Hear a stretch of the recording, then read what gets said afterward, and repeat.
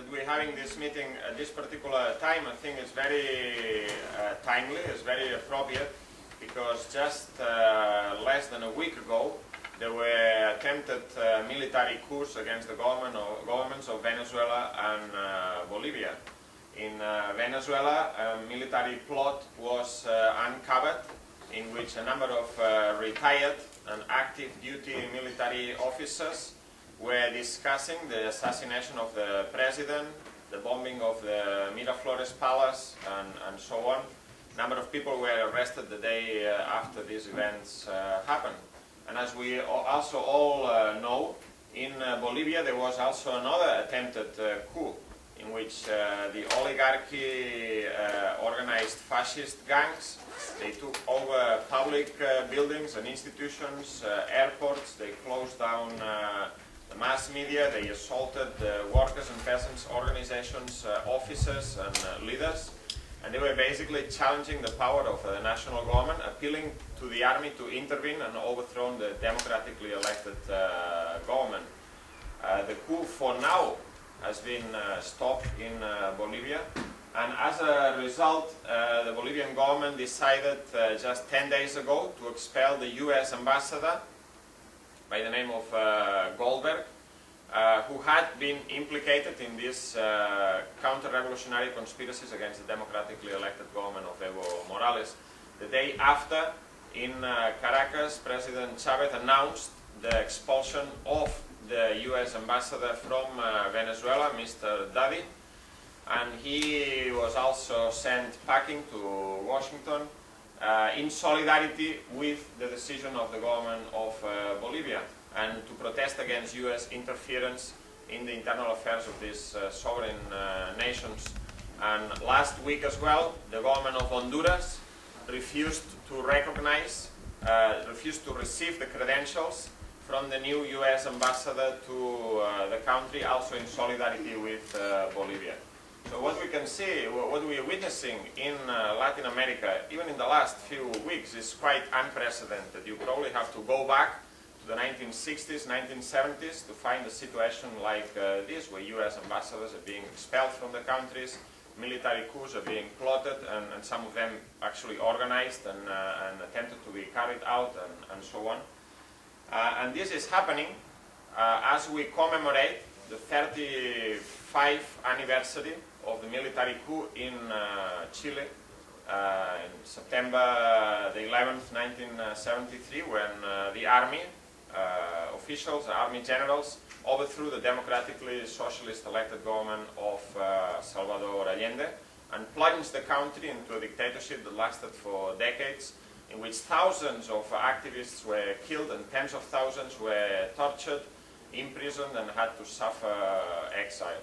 This is a reminder of what is at stake now in Latin America. Those who thought that the epoch of military coups and imperialist military interventions was over, you can see that when the interests of the ruling class, the interests of the oligarchy, the interests of imperialism are threatened, like they are by the mass movement of the people in Latin America, they will not hesitate to intervene in the same way they did 35 years ago.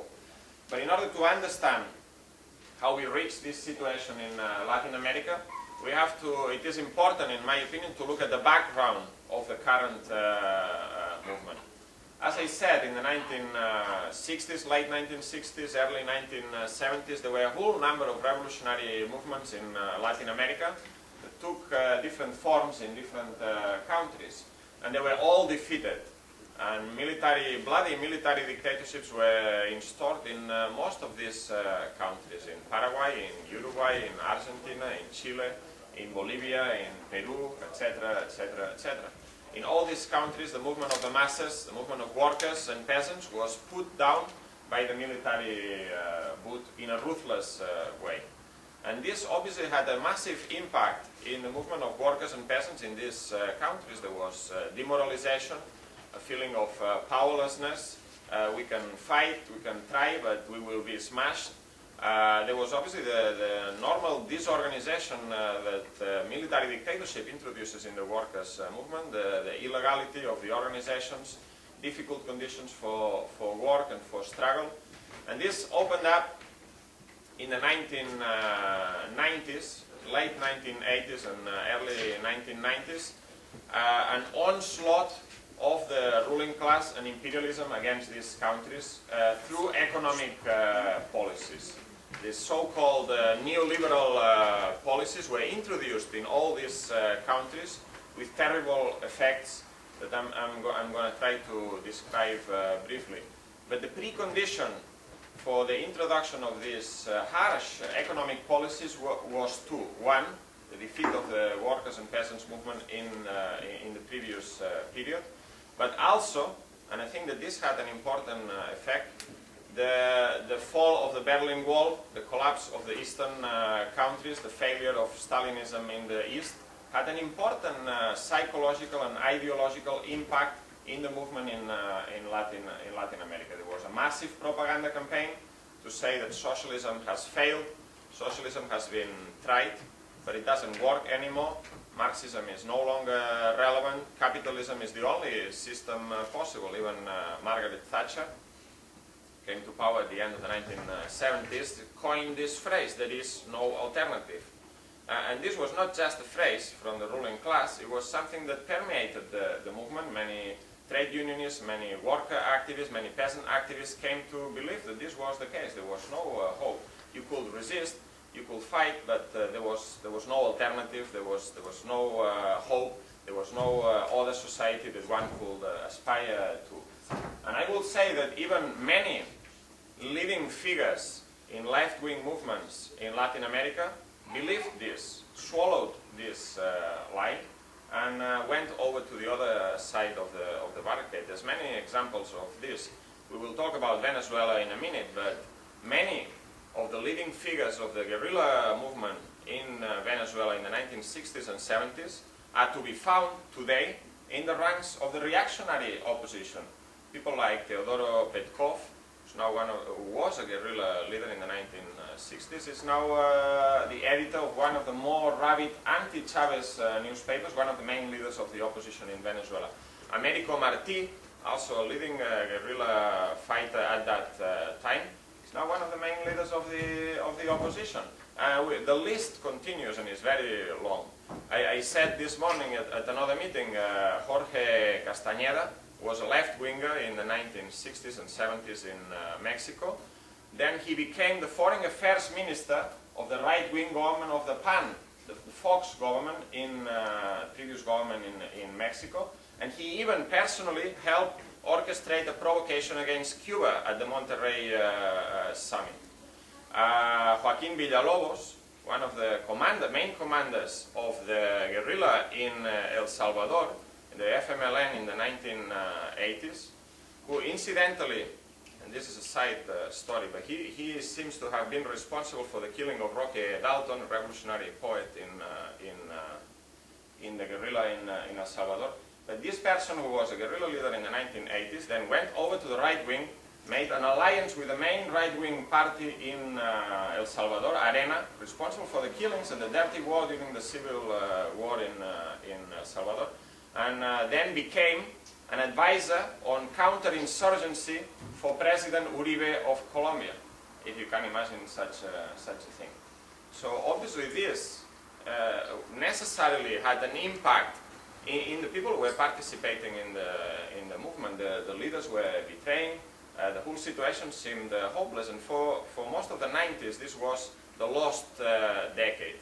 A decade in which not much happened in terms of the struggle in the whole of Latin America, with some exceptions. But it was a very difficult time.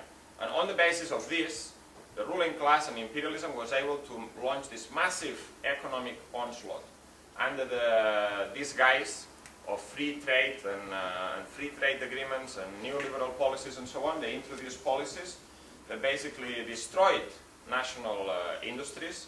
They destroyed agriculture in many of these countries. For instance, the signing of the free trade agreement between NAFTA, North American Free Trade Agreement, between Canada, the United States and Mexico, completely destroyed the Mexican agriculture, because the Mexican farmers and peasants cannot compete with the heavily subsidized capitalist, mechanized agriculture of the United States capitalist farmers.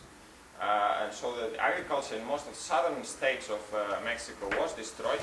Millions of people had to emigrate, whereby in most of the south, in places like Guerrero, in Chiapas, in Tabasco, and places like that, in the southern states of Mexico, there are many villages and towns where the main source of income is the remittances from immigrants who had to move to the United States to look for work. And there are now many of them illegal migrants in the United States who have now started to organize and mobilize in massive numbers. But these policies, as I say, destroyed agriculture, destroyed national industries.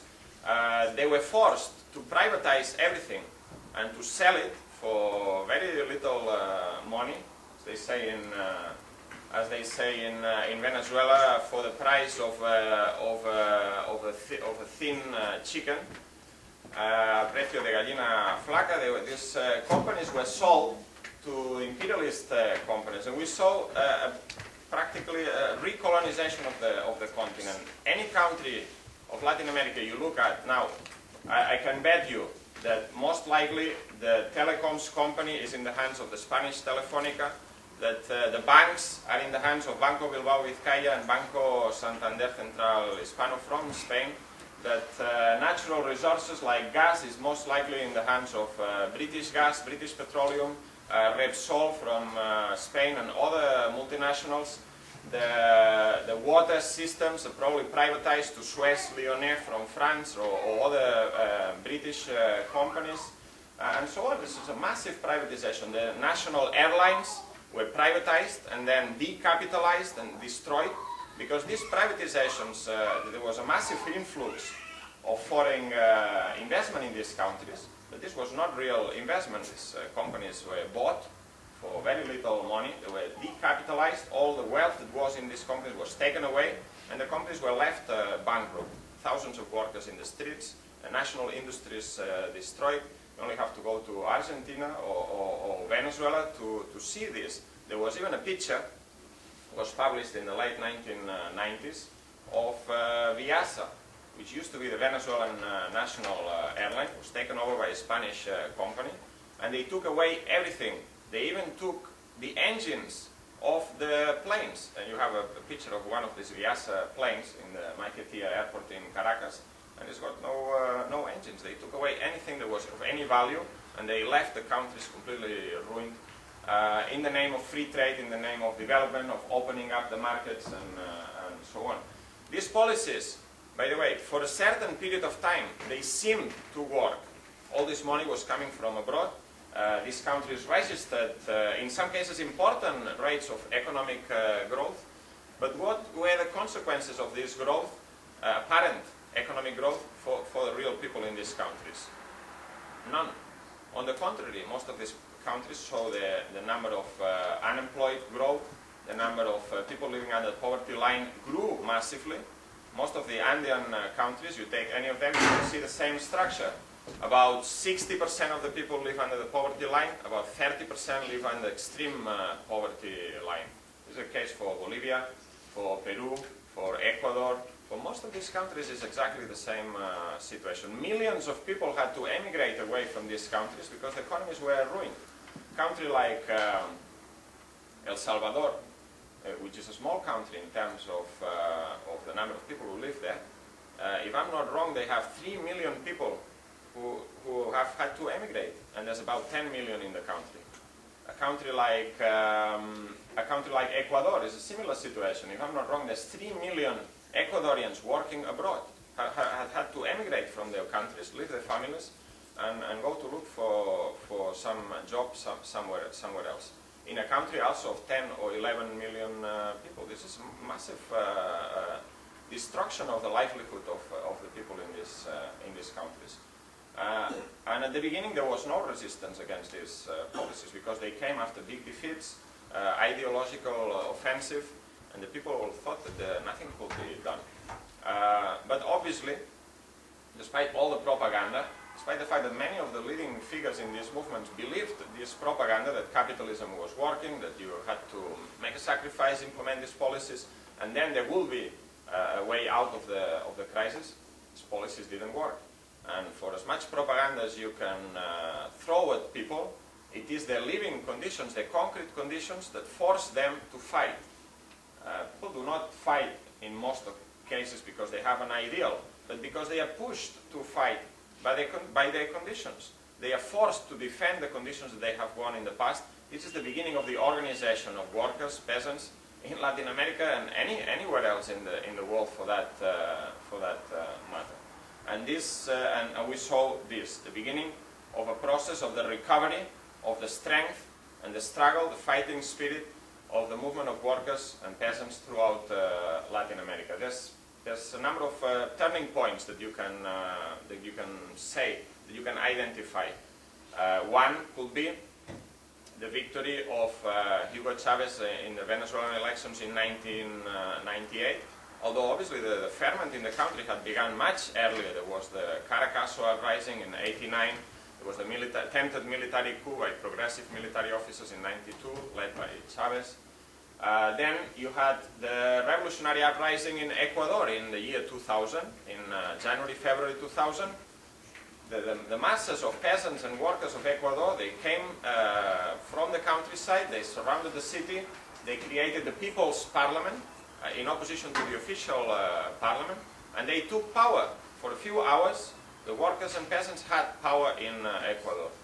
But they didn't have a proper political leadership, and this power slipped away from their hands. But this was the beginning of a big movement in Ecuador as well. In Ecuador, there has been, for 10 years now, not a single president has finished his term of office. They have all been overthrown by mass movements of the people. First we had Bucaram, then we had Mahuat, then we had Novoa. I can't remember all of them, but they've all been overthrown. And then the last one was Lucio Gutierrez. Many of them came to power, incidentally, on the basis of promising a left-wing policy, of promising to put an end to neoliberalism, sometimes from a populist point of view, and so on. We also had the election in Peru, for instance. We had the election of Toledo. Toledo presented himself as the Cholo, as the Indian, the one who was coming from the people and was going to change the situation. But he carried out right-wing policies, privatization of electricity, privatization of public services, and he was almost overthrown by a movement. He was lucky there were elections on that year, or otherwise he would have been overthrown. In Argentina, which is one of the most stable capitalist countries in Latin America, if you want, where capitalism is more developed, has been working for 200 years, they have a developed industry. Argentina was, at one time, the eighth economic power in the world, was amongst the 10th richest countries in the world. And these economic policies that I described completely destroyed the country's economy. This is a country that used to export meat. Argentinian meat is very good, by the way. And it was exported all over the world. Now there are children dying of hunger in a country that could feed the whole of Latin America with its production of grain, of meat, and so on.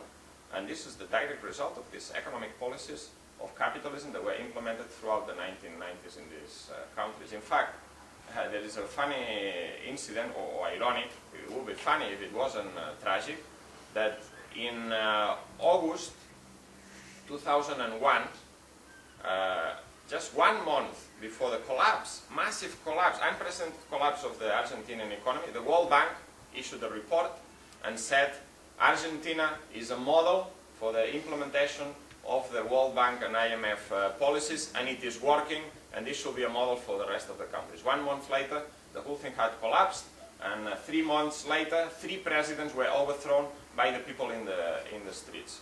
And this has happened throughout the continent. So this period of the 1990s, these economic policies, these attacks on the masses, also brought another thing, a massive discrediting of all institutions of bourgeois political power in these countries. Because they were all seen quite rightly, as involved in selling out the country's assets. The politicians were bought off by the multinationals. The judiciary didn't intervene. They were also in the pockets of the multinationals and the oligarchy. These institutions were completely discredited. And this was represented or crystallized in the slogan of the Argentinian uprising in December 2001, which was que se vayan todos. They should all go. We don't trust any of these bourgeois politicians. We don't trust the Supreme Court. We don't trust the bankers. We don't trust the judiciary. We don't trust the military top command. We don't trust anybody. And this is quite serious. It's a crisis of the legitimacy of bourgeois democracy. In bourgeois democracy, you are supposed to be able to vote for a new government when you are fed up with one. But in this case, people didn't wait for the next election. They overthrew these governments. A number of democratically elected governments have been overthrown in Latin America in the last period. We see the image of the presidents flying away in a helicopter from the presidential palace. This is also quite unprecedented. Last time this similar thing happened was when the United States Embassy in Saigon was evacuated at the end of the Vietnam War in a helicopter. And the same thing was the case in Bolivia. Sanchez de Lozada also had to flee away from the presidential palace in a plane and ended up in the United States, where it's now still based. But as I say, this was the beginning of a recovery of the movement of the masses in the whole of the continent. And this movement was not just a movement for this one demand or for this other demand. This was a movement that was a direct challenge, even though in a confused way at the beginning maybe, with no clear aims, with no defined political slogans, but the people knew what they didn't want. And what they didn't want was what they had during the 1990s. These capitalist economic policies, privatizations, corrupt politicians, a fake democracy in which people vote for one thing and then the multinationals decide everything. And it was a direct challenge. It was the beginning of a revolutionary movement. But as I said, at this particular time, the ideas of Marxism, the ideas of socialism were discredited in the eyes of the masses. There had been a massive propaganda campaign. So these movements started with all sorts of confused ideas, trying to move in the right direction. You take, for instance, Venezuela, and in Venezuela, the revolution started with the election of Chavez to power in '98. You could say that's one of the starting points. And what was Chavez's program? Was it a communist program? No. Was it a socialist program? No. Was it a particularly radical program? No. What did he want? He wanted some basic things that should be even within capitalist democracy should be acceptable. He wanted agrarian reform. There had already been an agrarian reform in Venezuela in the 1970s. He wanted healthcare and education for all, on the basis that the country is very rich in oil money, and he wanted clean politics. He wanted to do away with corruption and clean politics and so on. It's not a particularly radical program, but in the conditions of Venezuela, this was a very radical program, because it managed to awake to political activity the mass of the people of Venezuela. It was not just an election victory.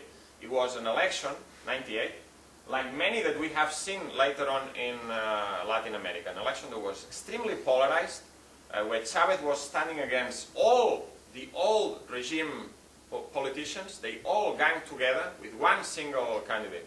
The first candidate was Irene Saez, who was a former Miss Universe, something that Venezuela is also very fond of producing.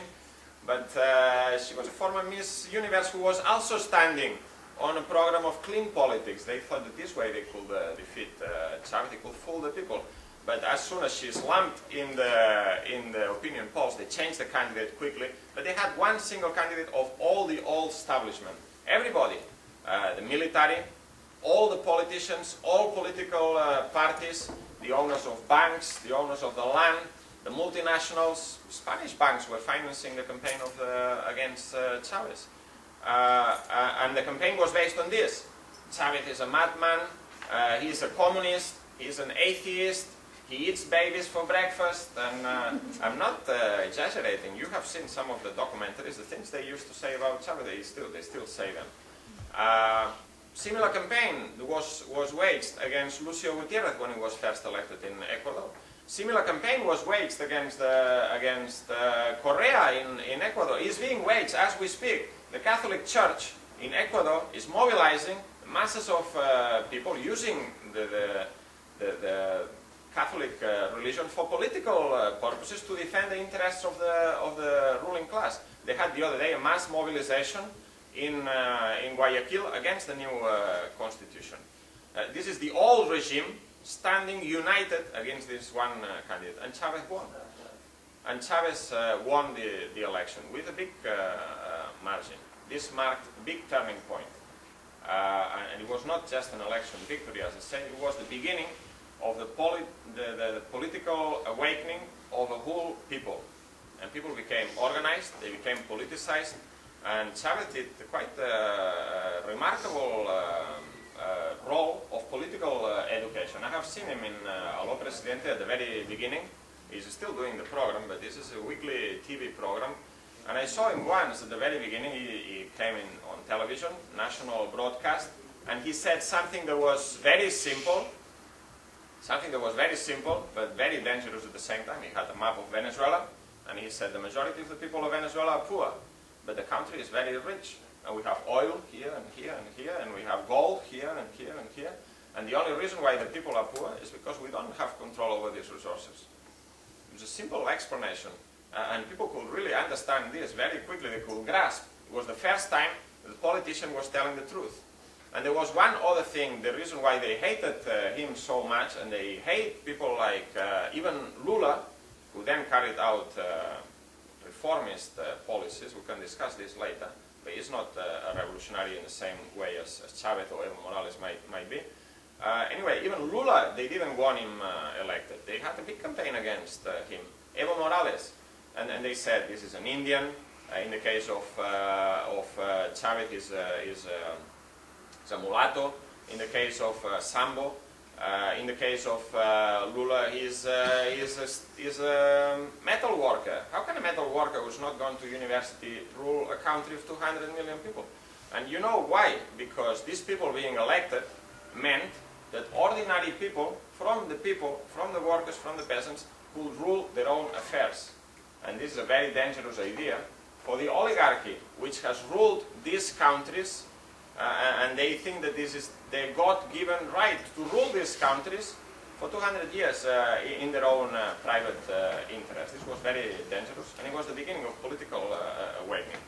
Now, as I said, Chavez started with a moderate program that, as I said, cannot be described as socialist or communist.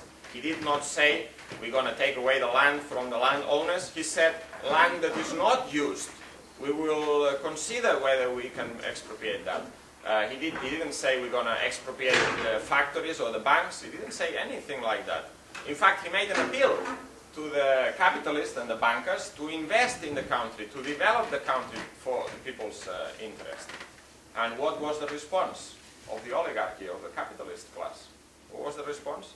Very easy. They organized a military uprising against a democratically elected government. Every single measure, every single step that Chavez took was ratified in the polls. They had referendum to see if they were going to have a constitutional assembly. Then they have the constitutional assembly elections. Then they had the constitution referendum. Then they had the ratification of all powers. I don't know how many referendums and elections they had in the space of 3 years. And but the oligarchy doesn't care. This is the other important thing that we've seen in Latin America in the last period. When the ruling class can no longer use democracy to fool the people and maintain their own rule, when they see their power and privileges threatened, they abandon democracy and they move to dictatorship. And this is now we can see quite clear in Bolivia, in Venezuela, in Paraguay, and we will see it in other countries in the next period. They organized a military uprising. And the military uprising was defeated. How was it defeated? I remember very well that Chavez, before the coup, he was asked, don't you fear that the same thing that happened to Allende will happen to you? And he said, no, this cannot happen in Venezuela because the army is with the people. Big mistake. Big mistake, because some of the army officers who organized the coup were Chavez's personal friends. Some people who had been with him in the coup in February 92, and other people who had been close collaborators that he trusted. They still organized the coup. There was a difference, that is that the army split, and some sided with the coup, some didn't side with the coup. But I'll tell you one thing, the decisive factor that created this split within the army was the action of the masses in the streets. And the masses had no leadership. I've spoken to many people in Venezuela, political leaders, rank and file activists, about those days. There was no leadership. Nobody gave the slogan, all out in the streets to fight the coup. On the contrary, the political activists who had any experience from the past, they said, and many have explained this to me, and everybody knows this in Venezuela, they said, this is a coup, let's go underground, let's try to create underground networks, let's save ourselves and then start the resistance somehow. This is lost already. And it was the ordinary people who had been awakened to awaken to political activity through the Bolivarian revolution that came out in the streets unarmed. They surrounded the military barracks in Fuerte Tuna, in Caracas, in the 42nd Parachute Division in Maracay, and this is what finally decided some generals and officers to side on the side of the people. Otherwise, it would have been on the balance, I think. It was the people. What did Chavez do immediately after he was restored to power? This is unprecedented, by the way.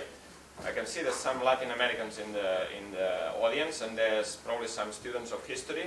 I challenge you to tell me how many other occasions in Latin American history have you seen where a military coup is already installed, not threatened, but installed. They had a new government, they were in power, and in less than 48 hours is defeated by the action of the masses. I can't think of any occasions, or there might be one or two, but it's a very rare occurrence. What did Chavez do when he came back? Well, he stood out there in the People's Victory balcony, as it's now called, of the presidential palace. There were tens of thousands of people there.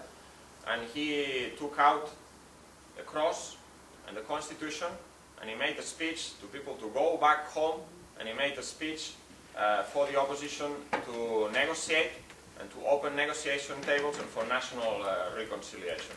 You cannot accuse Chavez of being a dictator or using a strong government, as the bourgeois media around the world do. On the contrary, if anything, he was too lenient on the opposition.